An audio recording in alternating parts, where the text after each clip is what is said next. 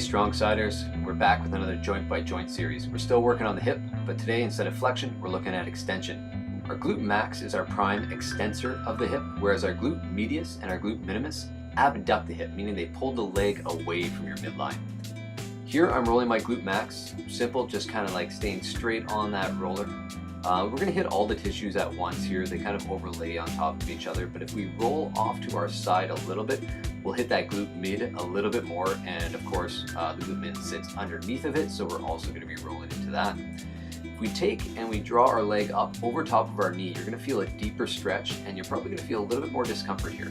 This allows you to get into your piriformis as well, which is an external rotator of the hip.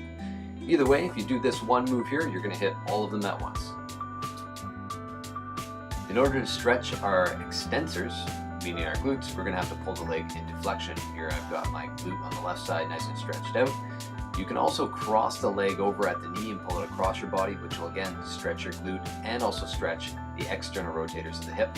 We're also getting into our abductors here a little bit as well.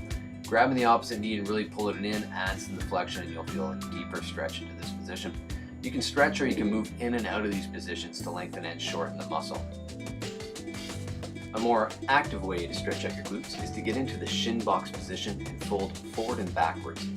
This again will flex the hip as you lean forward, but instead of having your whole trunk supported by the ground, you're forced to keep your spine nice and tall and upright. You don't want to flex your spine like I just did there. That'll take away from the stretch that you get. You want to do all the flexion at the hip. Here I'm rotating.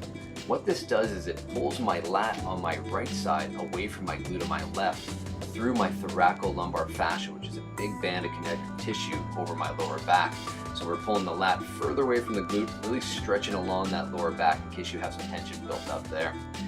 In order to get directly into the abductors of the hip, we need our leg to move medially. So we're going to have that leg come across my midline. So I'm shifting my hips to the right, stretching my glute med and glute min on that right hand side. Time to activate these muscles. So our glute is an extensor of the hip. Here I'm extending my hip and locking my glute on as my leg comes down. You could also do squats. As we go down, we're stretching the glutes. As we come back, we want to focus on flexing the butt to make sure we shorten it properly. It's the same as doing your deadlift. So here's a Romanian deadlift, stretching the glute as I reach my hips back, or I could bend my knees, go through a little bit more hip flexion, and locking the glutes as I come back. Other ways are going into unilateral exercises, doing back lunges and coming back up and making sure you lock the glute on that left side will engage the glute. A couple more passive ones, or ones that strictly like kind of focus in on that hip extension, is going to be the glute bridge. Driving up, we've looked at this a lot. Make sure we're not arching the lower back like you see here. Flatten the back, drive the hips up so you get true hip extension. Make it a little bit harder by doing single leg glute bridging. The nice thing about the single leg glute bridge, the glute mid and min are going to be forced to work a little bit harder to prevent that knee from falling inwards, thus holding abduction of the hip while we extend our hip with our glute max, which is the true purpose of those muscles working together. Also, what you can do is, if you want to just focus on those abductors, we can do lateral leg raises. Here my leg is already in extension and I'm going straight up, but you want to work multiple angles. So I'm going to put my leg out at a 45-degree angle, and then eventually I'm going to bend my leg up into about 90 degrees at the hips while still abducting that leg, and you're going to see that here.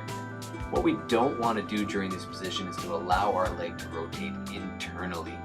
These muscles, they tend to externally rotate the hip a little bit more, or at least stabilize the leg to prevent internal rotation. So when you're going up and down into these positions, make sure you don't allow your toe or knee to rotate inwards like you see here. Well, Strong Siders, that's our hip extension and abduction series. I hope you enjoyed it, and as always, stay strong, Strong Siders.